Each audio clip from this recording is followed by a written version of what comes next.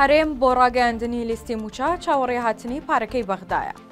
دوایەوەی شاندی حکوومەتی هەرێم لە بەغدا گەڕانەوە و حکوومەتی عێراق بڕیاری خەرجکردنی پارەی بۆ تاوەکاری موچەی مانگی 11 و 12دا ئێستا هەرێم چاوەڕێی هاتنی پارەیە لە بەغدا. سەرچاوەیەک لە ئەنجومەنی وەزیرانی هەرێم ڕایگەیاند حکوومەتی هەرێم چاوەڕوانە لە ئەمڕۆوە تا ڕۆژی یەکشەممە پارە لە بەغداوە بگاتە هەرێم. سەرچاوکە وتیشی بڕیارە بەغدا زیاتر لە تریلیۆنێک دینار بنێرێت. وتیشی بڕیارە گوژمەی یەکەمی پارەکە چەند سەد ملیارێک بگات و ئەو کات دەست بە دابشکردنی موچەی مانگی 11 دەکرێت. بەپێی زانیاریەکان پشوەکان کاریگەری لەسەر ناردنی پارە نابێت بۆ موچەی هەرێم و لە ڕۆژانی سەری ساڵیشدا بێت پارەکە دەگات و دەست بە دابشکردنی موچە دەکرێت. ئەوەی کە زانراوە بەغدا لە بەرامبەر ناردنی پارەی موچەی هەرێم و بە تایبەتی مانگی 12 داوای ڕادەستکردنی داهاتی ناوخۆی 5 مانگ دەکات چونکە هەرێم لە مانگی 6 ئەم ساڵەوە هیچ داهاتێکی ناوخۆی ڕادەستی حکوومەتی فیدراڵی نەکردووە.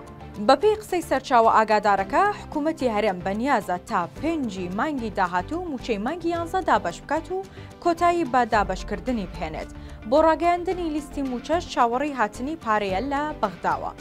حکوومەتی عێراق ڕەزامەندی داوە بە ناردنی بڕی 760 میلیارد دینار بۆ موچەی مانگی 12 و هاوکات 130 میلیاریش بۆ تاوەکاری موچەی مانگی 11 کە ماوەی چەند ڕۆژێکە گوژمەی یەکەمی خراوەتە سەر حسابی هەرێم لە بانکەی ناوەندی لقی هەولێر. بەڵام بەهۆی ئەوەی کورتێنانی هەیە هەرێم تا ئێستا وەری نەگرتووە. هاوکات بڕیار دراوە بڕی 430 میلیارد دیناری مناقەلە بۆ مانگەکانی 10 و 11 و 12 بنێردرێت کە ئەگەر بەغدا هیچ گرفتێکی نوێ دروست نەکات و هەرێمیش پابند بێت بە ڕادەستکردنی داهاتی ناوخۆ ئەوە بەو بڕا دەتوانرێت تا بەر لە ناوەڕاستی مانگی یەکی ساڵی داهاتوو هەردوو موچەی مانگەکانی 11 و 12 دابش بکرێت.